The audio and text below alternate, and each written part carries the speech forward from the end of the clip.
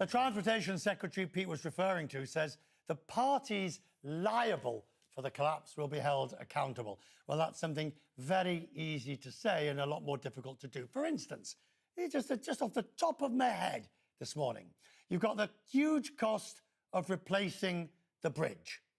You've got the damage to the Dali.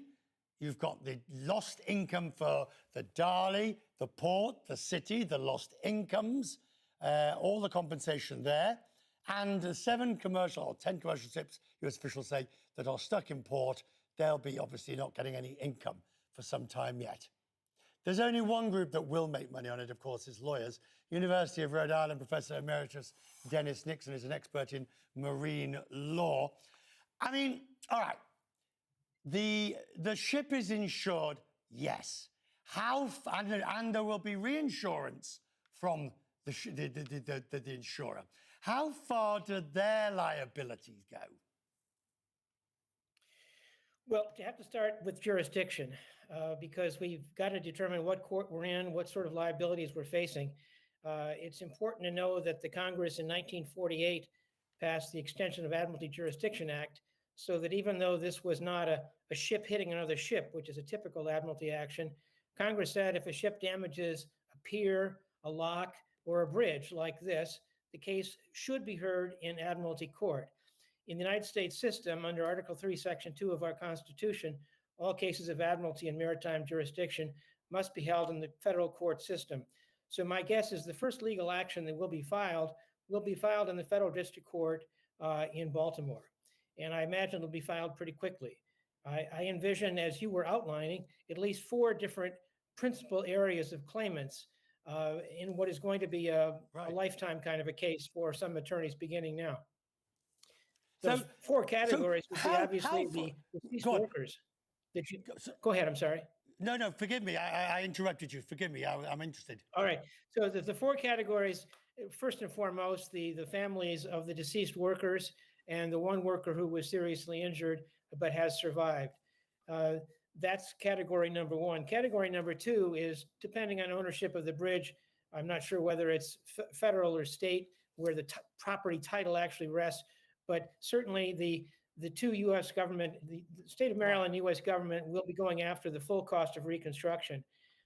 Third, there were many containers that were crushed on the deck of the ship, and they're all going to be seeking recovery from their cargo insurers who will be going against the ship as well. So there'll be an action against their insurers who will subrogate against the ship. And then finally, the remaining cargo owners, because those containers are going to be on the ship for some time. It looks like that it's going to be a very difficult salvage operation to get the bridge off of the ship and make sure that it's still in floating condition and can unload those containers and get them on their way. So, let me just jump in there, if I may. But then you have what I would describe as the consequential loss and damages, the cost of clearing the whole mess up, the loss of income and profits from the ships that are trapped. Is it reasonable to expect one ship's insurer to bear all those costs, even if it ripples out through the reinsurance market? Well, yes, it is. And that's why the International Group of P&I Clubs, I'm quite confident this ship is a member of one of the principal, I think it's about 35 P&I clubs around the world. They place the largest reinsurance contract every year in the London insurance market with Lloyd's.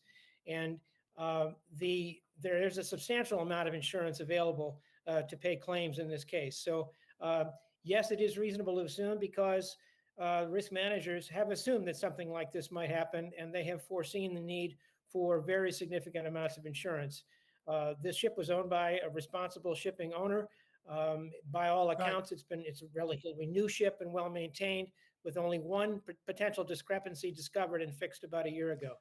So on the question of insurance, I mean, at the end, have you got, this is a how long is a piece of string question.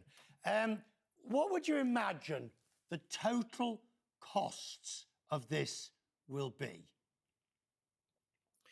Well, if we're taking some of the guesses of a new bridge costing at least $200 million, there's a start.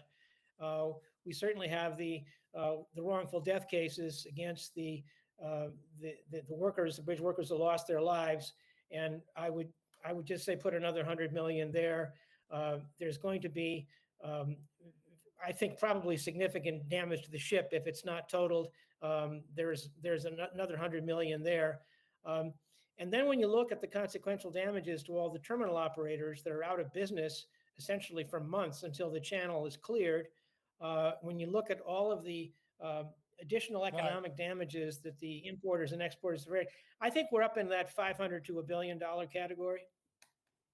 Interesting. So we'll talk more about you. We'll talk more to you in the weeks ahead, and certainly we'll hopefully have you back to tell us excellent information. Thank you, sir. I'm grateful.